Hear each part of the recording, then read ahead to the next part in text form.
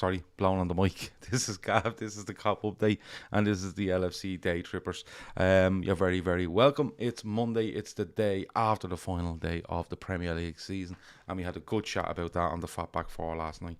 If you haven't seen it, go and check it out. It's on YouTube, and it's across all your podcast apps. Me, Shawnee, Keith and Kev had a lovely chat for about an hour and 20 minutes. So, as I said, if you're watching, or if you haven't watched it, go and watch it. If you want to listen to it while you're out running or walking or whatever you're doing, go and check it out. It was a good chat, despite Liverpool being pipped to the title. A good bit to talk about today, and that's why I've come on. I'm trying my best to get on, but it's just so busy. But I thought we had to come on today because Liverpool have confirmed that Fabio Carvalho will sign for the club on July the 1st from Fulham. Want to get your thoughts on that because he's a player that I haven't seen an awful lot of. The likes of Shawnee and Keith are the ones that always point me at these players to look at and stuff, and Shawnee's been raving about him, so we will have a chat about him. If you're watching, hit the like button if you want, subscribe if you want, share if you want, but most of all, put your comments in the chat and we read as many as we can. From the 1st of June, we will no longer be asking for people to subscribe, like, share, but we will ask you to comment because that's what's most important to us. Let's see who's in the house. Kieran says, this kid might be special. I can definitely see him making a difference coming off the bench next year. He's lively. He gives me Philip Coutinho vibes. He doesn't have the shot Coutinho has, but he's Coutinho with better work rate, faster to run at midfielders and defences. High Scouser says, first time contributor, good man or woman. Love listening to you guys on the podcast. Think Carvalho will be one for the future. Definitely see potential. What's going on with Jude Bellingham though next summer? Question mark. Talk about him in a minute. Kieran tells High Scouser to subscribe to the channel and turn on notifications and hit the like button. It helps the lads channel out. Something to do with algorithms. It will recommend to others. That's what it is. But we're just sick and tired of asking people to subscribe, to be honest with you. People will do what they like, and if they like it, they will. If they don't, they won't. Let me see. Emma Cavan is in. As I said, Kieran, High Scousers there. Red Steve is in there. Afternoon, Reds, he said it's been a long time since I've been able to say that. I'm going no fleece today. It's lovely and warm out. Bit of rain around, but it's not too bad. Gavin Walsh is in. Kevin Ball is in. William Henry is still good, but he's here. That's the most important thing. And he reckons Tchouameni is Madrid bound. We're going to talk about him in a little bit. Kuda Runyoa says, afternoon, Reds. Good afternoon, Kuda. And SLJ758 says he's feeling a lot better this morning, Gav. Hopeful on Thiago. We're going to speak about him in a minute as well. Let me see. I was watching the Salty Terrace the other day. The salt is real, says Theo. Okay, that's Terry and the football terrace. I don't think I'm allowed on there anymore. I don't think their contributors like me telling them some truths. United lads got out of jail yesterday. Real showing the blue today. In for a real disappointment Saturday night up the Reds. Hey. You never walk alone from, it looks like Turkey, says Altoy. Yeah, it is. Don't see the rush with Carvalho, says Kev O'Sullivan. Feely will be nurtured. So, Fabio Carvalho, if you remember rightly, was linked with Liverpool in January. There was talk around deadline day that he would make the switch to Liverpool in January, but it was held up for some reason or other. Mainly, I think, because Fulham wanted him for that promotion push, and he ended up being champions in the Championship. Few Liverpool fans at the time were like, have we missed out? He's out of contract. He could go to, I think, Borussia Dortmund were linked. There's another couple of clubs outside of the UK linked with him, and people got a little bit worried, but it came out fairly fast afterwards that it looked like a deal was in place anyway. Of course, Nico Williams went the other way on loan. He's now back at Liverpool, but he went on loan on deadline day as well, and we thought that maybe that might be the trigger for Carvalho to come for Liverpool, but he didn't. He stayed at Fulham, and I think it was the right move. He could have got, how much game time would he see at Liverpool? While they're chasing all these trophies, I'm not too sure how much. He gets another 6 months at Fulham in the Championship, winning the Championship and playing a big part. I looked at it today, 36 games he played in the Championship, which is really good for a 19-year-old. I think he's 20 in August. He had 18 goal involvements in 36 games. I think it was 10 goals, 8 assists. Some of the goals he scored were really, really good. It looks like Liverpool have signed him for an initial 5 million, 2.7 million in add-ons, plus a 20% sell-on clause, which is a really good deal, I think, for Liverpool in particular. He was out of contract come July. He could have went, or he could have signed a pre-contract with a team outside of the UK at that time, but he didn't. It looks like Liverpool have just kept him there, and have given him the assurances that have been needed with regards to his move to Liverpool. The talk is that he will not be loaned out, and I think that might have been a bit of a deciding factor with regards to him going to Liverpool. It may be something that got the deal over the line. You know, Fabio Carvalho, he clearly has potential. He clearly has ambition. And if he's being approached by Liverpool and he turns around and says, "I'll go, but I'm not going out on loan. I'm going to be a member of the first team squad," I think it shows, despite the talent that Liverpool have at their disposal, that this man is, or this young man is really, really shooting for the stars, I suppose, and really has a lot of ambition and a lot of confidence in himself.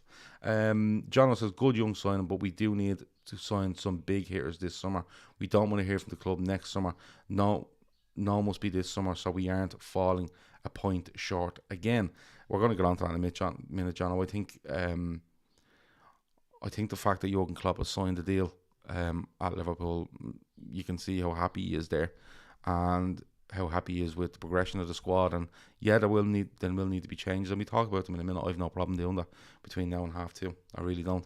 I don't know if we keep Jones and Elliott. With Carvalho, reckon one of them gets sold or loaned, says James. Interesting. Let me know what people think of that. Anyone see that Sangara at PSV? Maybe it's a bit early for transfer talk. Yes, it's G10. I have seen them links. They were around, I think, the middle of last week, and then I haven't really seen anything else since. Sorry. Kevin Ball says Elliott, Jones, Carvalho, Gordon, and a few other youngsters coming through is positive for our future, and hopefully we can add Tchouameni in the summer. Rumours Fulham have a deal in place. For Nico, says Gavin Walsh. Mark says Carvalho is a top young player. Sam says, "I think Carvalho could potentially be our left-sided attacker along with Diaz, especially since Mane is playing more centrally now, along with Jota." Yeah, when I've spoken to Shawnee about him, because Shawnee's the one that always throws the clips at me, he says, "Gav, he can play, if you played like a 4-2-3-1, he could play anywhere across those three. He could even play a false 9, he feels. And if Liverpool continue with a 4-3-3, he could play off the left or right. So he looks like a very, he looks like a player that, you know, where Liverpool love that they're so flexible in where they can play. And he's 19 years of age. He's going to come in. He's going to be hitting the ground running in July, in the first team squad, under Klopp. So look, it's just a good move for everyone. He's an exciting talent. I get where John was coming from, though. You know, exciting talents are great, but you do need one or two maybe in certain positions where you go that adds, you know, real quality to the squad. And I get that from John. I absolutely do. You know, when you look at this squad, there is, for me, small little holes at times. And I don't mean like probably the first 17, 18. Absolutely fine with that. Probably 19 players, actually. But then when you look beyond that, you want just people that aren't available and people that aren't in favour. So if you can bring somebody in, if you can move one on and bring somebody in that is, you know, better than that player you've moved out and presses the people that are in the squad or in the team, that's all you want. You know, you look at Luis Diaz. Luis Diaz comes in and you're going, how long will it take him to settle, stuff like that. They've thrown him in. He's been absolutely outstanding. So it's one of those where, yeah, I get he's young. He's a real talent. He might surprise a lot of people playing for Liverpool. But at the same time, do you look for somebody somewhere else I'm not saying in that position, but somewhere else in the squad where you go, really want somebody big in that position? Yeah, I get that. Absolutely. James says, my mate's a Fulham season ticket holder, says he's the best player he's seen play for them. That's a big show. Because Fulham, despite, you know, not being the biggest club in London or the most attractive, have had some quality players. Red Steve said, did anyone see Balotelli's goal yesterday? What a player. We should go for him in the summer. No. Emma Kavanagh says, the fact he switched to Portugal over England might see the media hype around him not be too bad. Yeah, well, they're usually in English attacks. So look, Fabio Carvalho confirmed to be a Liverpool player in July the 1st. Looks like he will go straight into the first team squad for pre-season. You'll probably see him, don't we, play United around the 12th or 13th of July. So you may see him get involved there. So we'll just keep an eye on him. We'll watch him. I'm sure there'll be plenty around him when he signs. And, you know, there's a lot of excitement around it. And anyone that I've spoken to about him seems to think he's a really good player. So let's see. Kieran says, Carvalho got Young Player of the Year Did Carvalho get Young Player of the Year in the Championship? I don't know, but she surely got it. He was being raved about. Patsy asks, what's happening with the lad from Monaco, Gaff? So Tchouameni, there's a lot around this. You've seen so many people come out and say, "Oh, we've agreed a fee with Monaco. But we're waiting on the player. Oh, we've spoken to the player and he's agreed the terms with Liverpool. Now we're waiting for Monaco." So you're kind of getting a deal being done in one way and a deal being done in another way, and then you're kind of going, well, if it's being reported both ways, does it really make sense? Look, the things coming out at the moment is,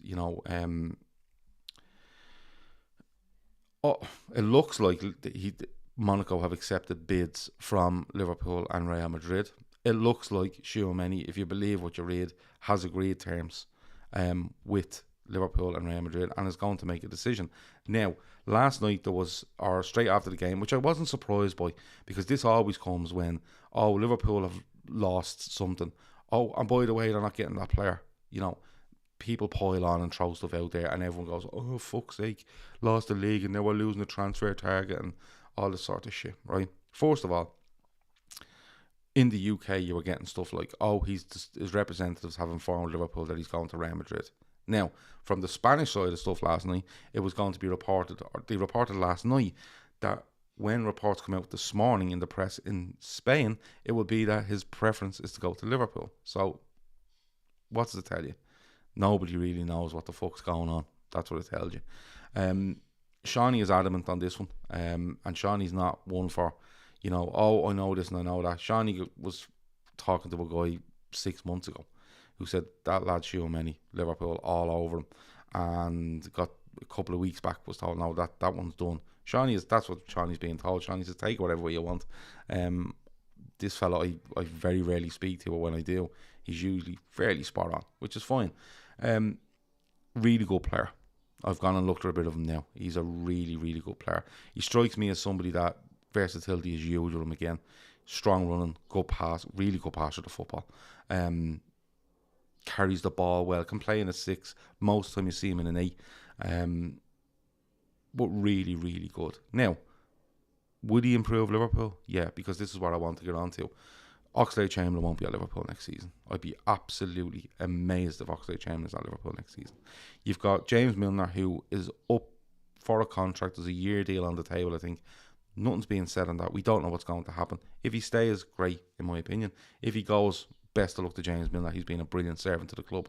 But when you look at the midfield, even with Milner still there, Jones comes back in against Southampton, kind of lost his way this summer or this season.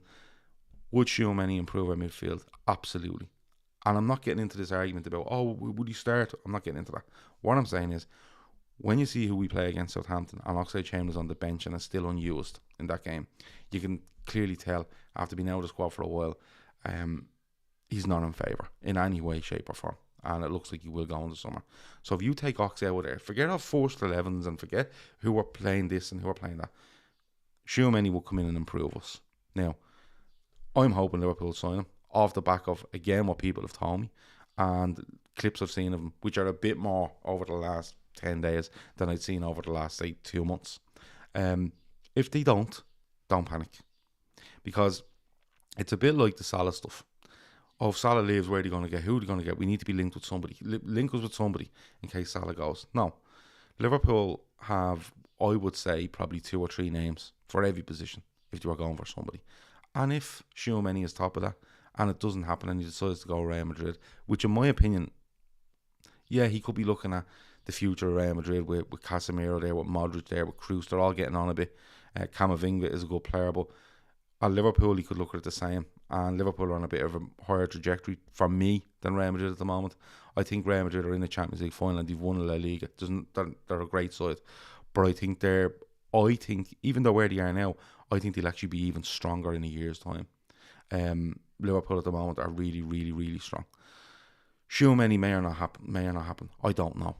But if it does, great. I think he's a really, really good player. If he doesn't, we'll get somebody else. Because I think I'd be very surprised if you don't see a midfielder this summer. And going back to what Jono says, with regards to a big hitter, you need some, like, if Carvalho was a centre midfielder, you'd say to yourself, right, he's coming in, he might get above Jones, he might get above Elliott in the pecking order. Tchouameni will come in and go, I'm absolutely pushing for it in a place in this team, and that's probably just the difference. That's not to have a go at Carvalho or his talent or his age or whatever else. I think this guy, where he's played and what he's done so far, that's the sort of sign I think Jono was looking for earlier. Let me see. If they're French and hesitant, stay clear. High maintenance and entitlement are standard features. We need more Canati types. We genuinely want to play for Liverpool, says Olivier. Dylan says, Nico definitely not signing for Fulham. He was flying, done an interview about returning to Liverpool in the summer and wasn't in the squad for the final 5 games. I did see that, actually. I did notice that. Manny needs to be our starting number 9. He's the best bits of Firmino and Jota in one. He's been playing there for Senegal for years. Gav, is it Liverpool versus Madrid in the Champions League final, and Tchouameni, whoever wins gets Tchouameni? It's being drawn up as that, but look, if he wants to go to Real Madrid and Liverpool beat Real Madrid, I don't think he's going to turn and go, oh, they beat them in one game and going there. You have to think bigger picture than that, sort of way. It'd be like Man City playing Wigan in the FA Cup, which I think they did going back a few years ago, when you're ready to sign for Man City and Wigan score a late winner, and I'm going to Wigan now instead. It just doesn't work like that. It's a much bigger picture than that. I think we need a robust midfielder that never breaks down, a starter. We get that, we're good to go, says Kieran. Jono says he's not bashing the club. He's just saying we have to find a way to get over the line because we know City aren't standing still for us. No, City aren't standing still. I don't think Liverpool will either. Because I think if you look at this squad, I think it's a fantastic squad of players. I think there's a viable argument there about cover at right back, no doubt. I think the centre back were absolutely fine. I think our left back were absolutely fine. I think the 6 in midfield, I think you might see Henderson dropping in there a bit more. I think I can probably see Henderson taking up a bit of a Milner role in the squad over the next 18 months to 2 years. That's just my opinion. And in midfield, you have got Thiago, who we get on to in a minute. And yeah, and you've Keita, and you've Jones. But I think if you threw in a really, really top midfielder in there, I think it strengthens us. But I don't think it does any harm to Jones or Elliott or Keita. I think it's just all about competition. And remember as well, there's 5 subs in every game next season. Every game. So it's not like, I think lads are going to get more game time next season, regardless. Jones, Elliott, Gomez, I think when you look at the front 5, Carvalho will definitely get something because, he's coming in. He's going to get game time. So, but I always look at the squad and I think to myself, if you're getting rid of Oxlade-Chamberlain, I don't want to bring someone in he might play 15 times. He's a bit injury prone. Out of those 15, he probably plays well in 7 or 8. I want someone to come in and go, he is going to take his place. He is going to challenge him every week, and they're going to be killing each other to get into the team. And at the moment, Oxlade-Chamberlain isn't doing that. That's where I want to look at. Oxlade-Chamberlain, ability-wise, is really, really good, but I think his actual ability to challenge for a first team slot is what more than likely has killed him. And that's what I would like to see in the midfield. Without bashing any of our midfielders, I'd like to see, if one goes out, you bring one in, but that one that comes in is absolutely looking at Thiago, looking at Henderson, looking at Fabinho, looking at Keita and saying to himself, I'm going in and I'm taking a spot. That's my spot and I'm going for it. So we wait and see. Let me see. I'm just going to scroll down here a little bit. I hope this season has shown the club what is possible with a big squad. We're always told it's hard to attract players when they aren't going to be playing every game. That was a myth. Look, I think the whole thing about 5 subs opens it up, and I think Klopp has kind of alluded to this, where he said, "Look, I usually have a squad of around 22 that he'd rely on, but I think you're going to be naming something like 20 players in a match day squad next season, for some games anyway, and with the potential to use 5 of those off the bench, so you can use 16 players every week. And I know it doesn't sound an awful lot, where you go, oh, well, you're using 14 every week anyway, but that's 2 extra players. That's an extra 70, nearly 80 playing spots over a league season alone. That's a lot. That's an awful lot. And if you're at Liverpool, you have to understand that if there's somebody there that can take your place, they will. You don't get comfortable. It's not like playing for Southampton or playing for Everton or playing for even in Newcastle, even though they're going to spend a lot of money. It's not like, oh, I'm comfortable here, I'll get a game. It's not like that. They're all killing each other to get a game, and that's what you want. That's absolutely what you want. But City ain't going to, none of them are going to stand still. If they stand still, they're in serious fucking trouble. You know, Liverpool could probably stand still, so could City, and still be top 2 in the league. But you've seen what City have done already with Haaland, and I think they'll do 1 or 2 more. So we'll have to wait and see. Let me see. I'm going to scroll down here. Sorry, Thiago. Worry yesterday towards the end of the first half where he comes on off. Now he looks like he wants to go back on, but obviously they've overruled and went, no way, we have a Champions League final next week, and we know there's a big game yesterday against Wolves, potentially to win a title. Didn't work out that way, but it looks like people thought it might have been groin, hamstring, whatever way. It looks like it's an Achilles issue. Now, I've seen 1 or 2 on Twitter and stuff saying, oh, can he get a painkilling injection? And I've seen some other people come back and go, no, I don't think you can give a painkilling injection to an Achilles because it could cause more issues in the future. They've been a bit coy on this. They're saying, look, it's not the best news yesterday, but we're still hopeful. I think Fabinho will be absolutely fine. I think they're just absolutely banking on him being ready for Saturday. I think they see him as huge, and quite rightfully so. I think he's going to be huge in the game on Saturday. Thiago, it is a worry. Do you risk him and pour him in and hope to get 60 out of him? We'll never. I don't know. I really don't, because I'm not a huge fan of throwing in a fella that's not fit. Because all right, you might get 60 out of him, and all right, you might do okay, but you could be overran from early. And the game could be over before you want to make that change. You just give him every chance you can to play the game. Fabinho not featuring yesterday, I wasn't surprised with. You see Van Dijk on the bench. He probably could have played if they wanted him to. Salah comes on and scores, looks grand. So that's it. I think the only real issue is going to be Thiago going into this week. Even Joe Gomez, I think, should be fine. But with the Thiago stuff, we're probably going to have to wait later in the week. I think Wednesday, Thursday, or even Friday when they get to Madrid Thursday, maybe Friday, when they start getting there and you get more news coming out of camp, I think that's when we need to wait until, and not to panic and not to speculate too much. Leave it as is. We'll know about it. They'll have contingency in place if he's not playing. If he's not playing, you're probably looking at Fabinho, Henderson, Keita as a midfield, because I think Fabinho will absolutely be okay.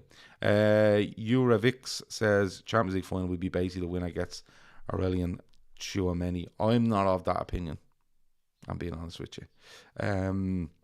Daz says I think we go strong this summer and prioritise the league next season. If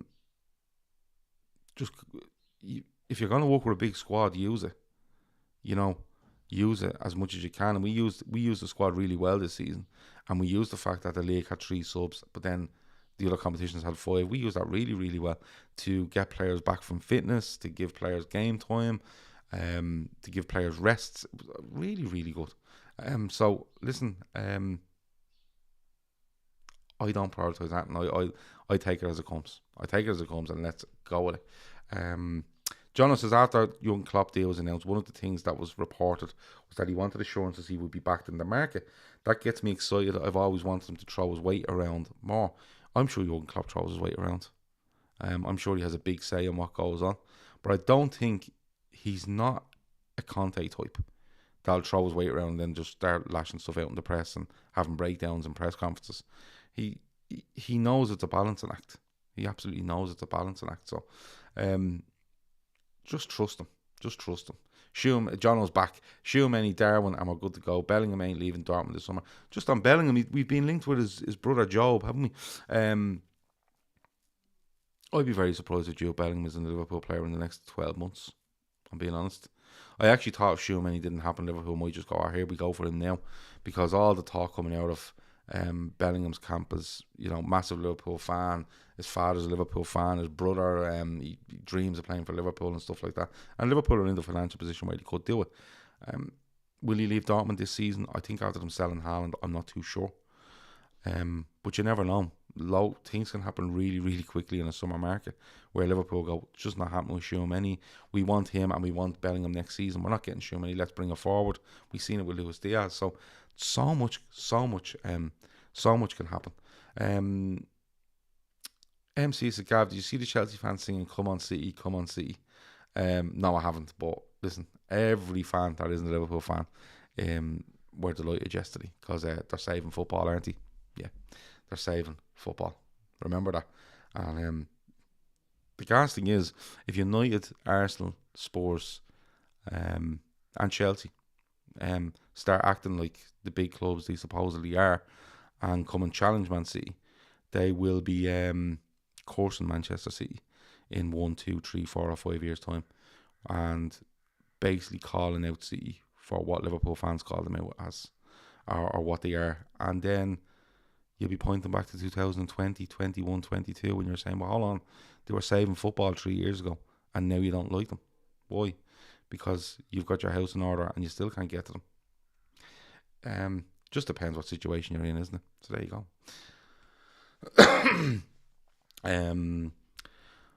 Paul Joyce has tweeted that there's a chance he could be fifth to final. That's with regards to Thiago. Yeah, I'm just, whatever happens. We can't get ourselves hung up on one player not being fit. We've won plenty of games without Thiago. Would I like to see him in the team? Absolutely. But we've won plenty of games without Thiago. Don't get yourself down on it. You know, could you imagine the Liverpool squad going, oh, Thiago's not playing off for fuck's sake? They'll go in and they'll put someone else in. And they say to him, you go and do the job. And we get the job done. The transfer stuff is kicking off already. Like you said, Villa have made a really good sign, haven't they, today? Kamara from Marseille on a 5-year deal. I haven't seen the fee. Now, I'm saying that he could be out of contract. I don't know his contract situation, but he's signed on a 5-year deal. He's been highly rated. He's been linked with plenty of clubs around Europe, so that's a good one for Villa. And we're only talking about the guy off Brighton, the really good midfielder off Brighton. His name, I'm terrible with names. We're only talking about him maybe going to Villa, but it looks like they've gone with Kamara, Basuma. So listen, you never know. Villa could do both of them. It looks like they're gonna back Gerrard to the hilt, and it is his first summer transfer window, so they may back him and go for a couple there. Revix says, I feel like Bellingham will join Liverpool one day, just not this summer. Not be enough being made of Chelsea bottling the league. They are top more days than Liverpool and still finished 19 points behind. They're a cup side for me. I think they're a really good cup side. I think they need to add a goal scorer because Lukaku isn't up to it for them. Werner isn't up to it for them. Kai Havertz isn't a centre forward for me. And if they're probably going to need a striker in the summer. They're going to have to do a bit of moving around, and I think that might become a little bit difficult for Tuchel. You look at defensively, they're probably going to lose one or two there. And in midfield, are they going a bit stale? The whole Kovacic, Kante, Jorginho kind of thing, is that going a bit stale? It could be a few moves for Chelsea this summer, all depending, of course, on them being sold and all these restrictions being taken away from them. Well, when I say restrictions, they're just made up restrictions because they're not, how restricted are they really? Basuma could be our second option if we don't get Tchouameni, says Allier. As I said before, Liverpool will have 2 or 3 options on every position. I would feel like they're genuinely looking at something in midfield. I would feel they're probably looking at something right back cover, and I wouldn't be surprised if you see one out and one in, forward wise. And I'm not including Origi in that, and I'm not including Minamino in that. I'm looking at the likes of Salah, Mane, Firmino. I wouldn't be surprised if one of them goes and we bring somebody in. But my preference, keep them all. I'd probably let one of them run down, and I would look to bring somebody in the next year. Let me see. James Pearce is here. Confirm we are monitoring Barella, of course, the Inter Milan midfielder. Chelsea have spent 330 million in the last 2 summers and haven't sniffed the league, yet they're laughing at us. The state of them. Yeah. Chelsea should worry about Roman's loans. Everton should worry about letters Leeds have sent. It's shameless. I'm going to be very interested to see what happens with Chelsea and Everton over the next couple of months, particularly Everton, with the fact that they've stayed in the Premier League. People are going to start asking serious questions about them. Gav, Ibu or Matip for the final? You can make a case for either. I'm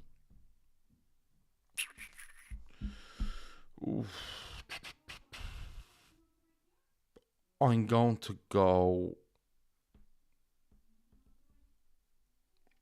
to go Matip.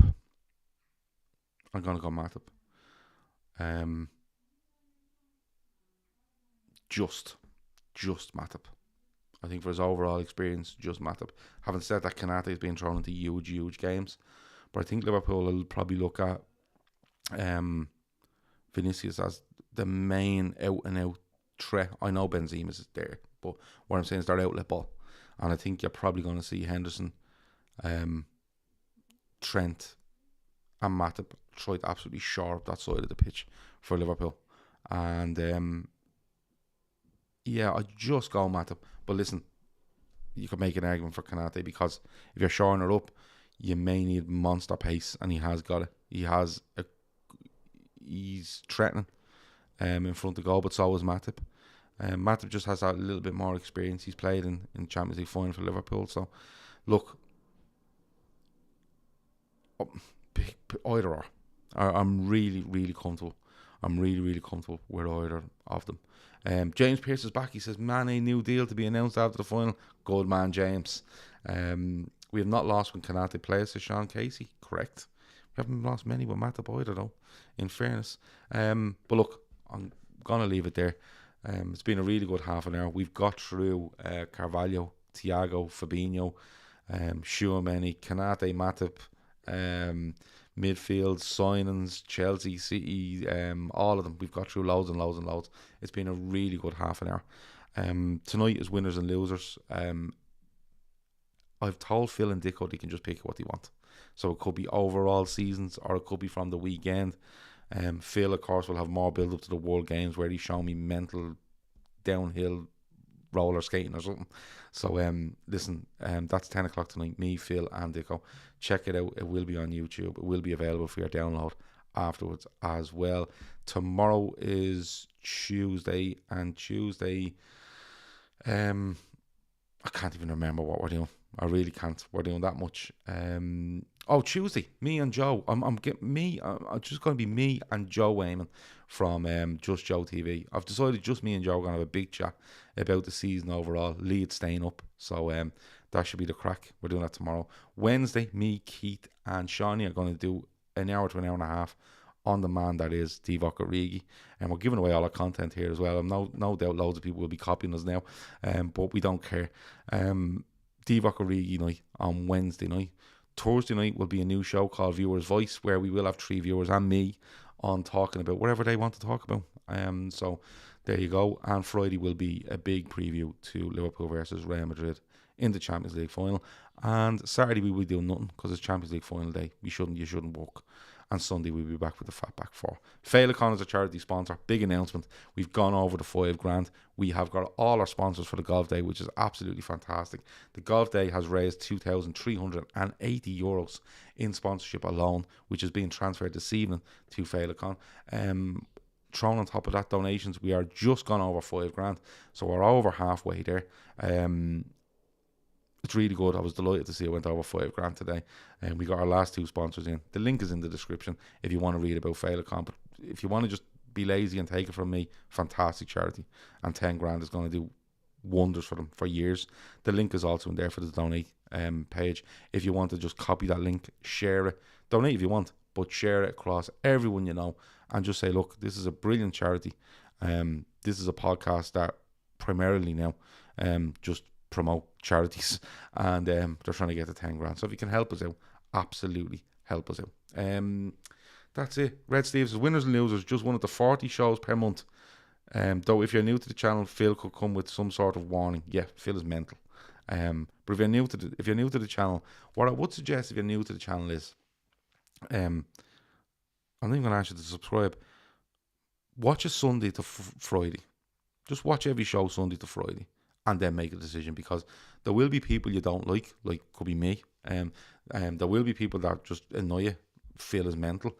There will be people you love, Keith and Shawnee.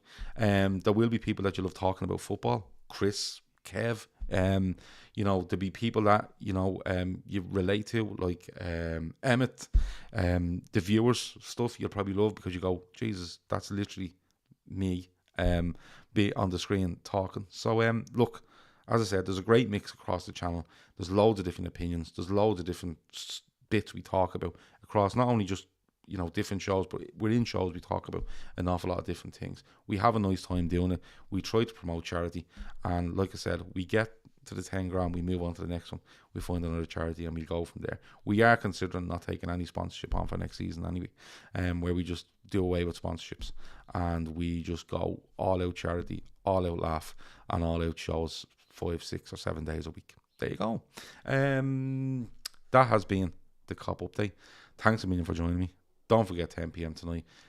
3 lads talking about stuff they think are winners and losers. Over now.